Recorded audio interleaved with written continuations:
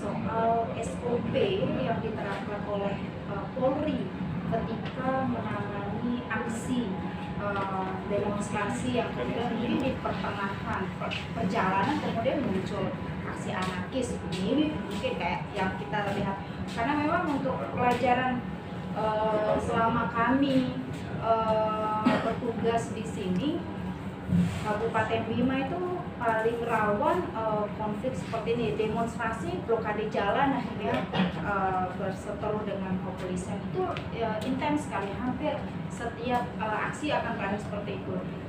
Paling tidak ini tidak hanya informasi bagi kami media dalam memberitakan, tapi juga informasi bagi masyarakat.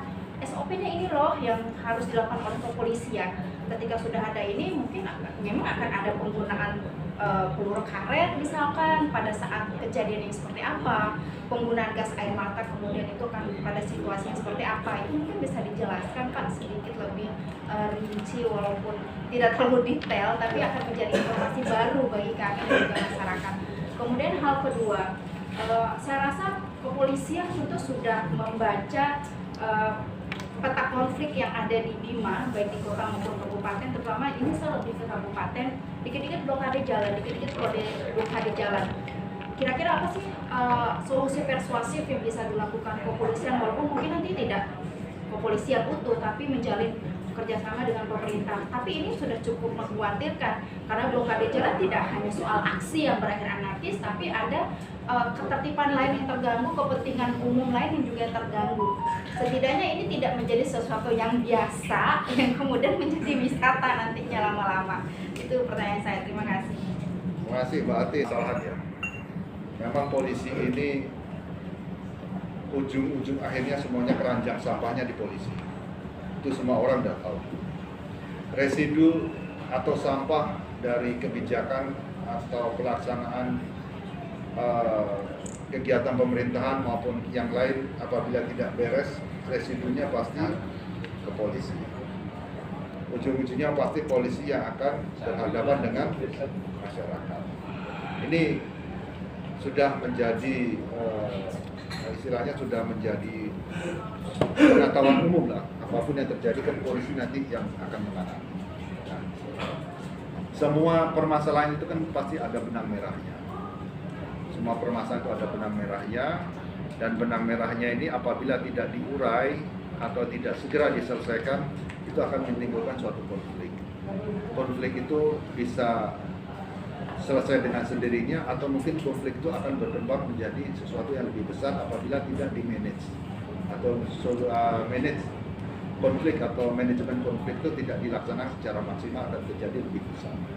Nah, di sini polisi perannya sebenarnya sangat besar untuk memahami dan mengetahui mengurai permasalahan tersebut. Kita akan mendorong pemerintah, kita akan mendorong instansi yang terkait supaya segera dapat menangani masalah. Kalau tidak didorong, pasti ujung-ujungnya polisi lagi yang akan berhadapan dengan masalah. Nah, kembali ke masalah SOP, tentunya kita sudah memahami, polisi sudah mulai SOP. Tentunya permasalahan penanganan kasus unjuk rasa atau demonstrasi yang besar akan berbeda dengan penanganan kasus unjuk rasa yang berhadapan satu dengan penjahat, kan akan berbeda. Di mana jumlah polisi juga akan mempengaruhi daripada SOP yang akan dilakukan. Di mana sebenarnya kalau ada suatu kegiatan yang sifatnya unjuk rasa atau demo, ada upaya polisi untuk melakukan pertama kali ya pengamanan, kemudian kita melakukan negosiasi. Setelah negosiasi selesai, kita akan mengeluarkan tim Dalmas Kawal. Dalmas Kawal itu Dalmas tanpa alat ya. Jadi setelah itu kalau situasinya meningkat, kita akan mengeluarkan namanya Dalmas lanjutan. Dalmas lanjutan itu polisi yang sudah menggunakan peralatan alat Dalmas seperti tameng, helm, itu.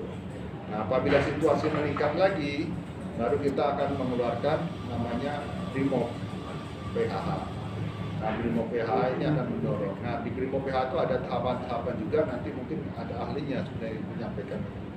Nah, sampai dari aksi demo itu dibubarkan.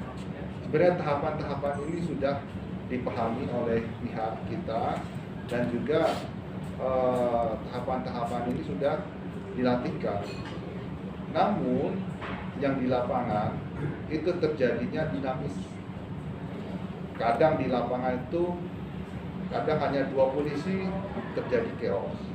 Kadang polisi sendirian menghadapi massa yang cukup banyak. Nah, ini yang dibutuhkan kemampuan seorang polisi untuk menguasai dirinya dan memahami situasi lingkungan. Nah, apabila terjadi situasi permasalahan yang sifatnya menimbulkan korban, nah ini nanti akan dilanjutkan dengan penyelidikan atau investigasi. Yang garis besarnya seperti itu. Ya.